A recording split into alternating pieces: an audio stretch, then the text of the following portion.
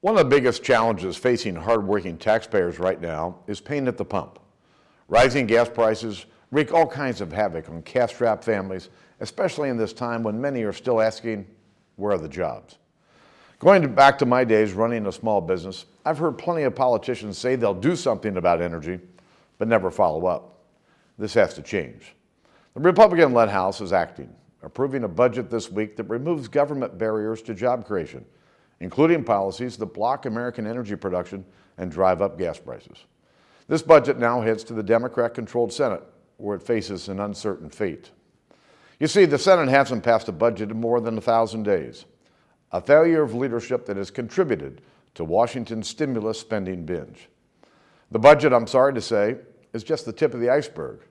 The Senate has stalled dozens of House-passed bills, several of which would implement the Republicans' all-of-the-above energy strategy to address rising gas prices and help create jobs. All of these energy bills passed with bipartisan support. Many are backed by the President's own Jobs Council.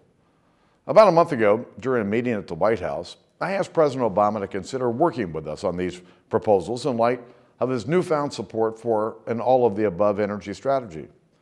The President, who has seen gas prices more than double on his watch, assured leaders in Congress there was room for common ground. It was a new sign of hope, but unfortunately, only a brief one. In the weeks since our discussion, President Obama hasn't spoken up about these bipartisan House-passed energy bills, and gas prices continue to rise.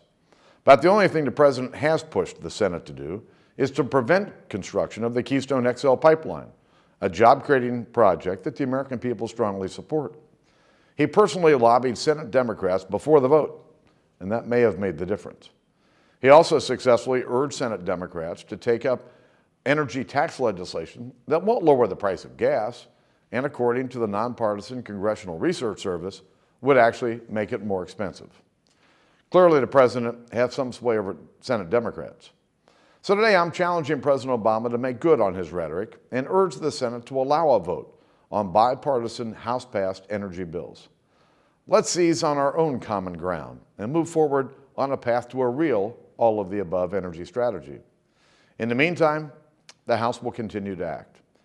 This week, Republicans launched the next phase of our American Energy Initiative focused on addressing rising gas prices.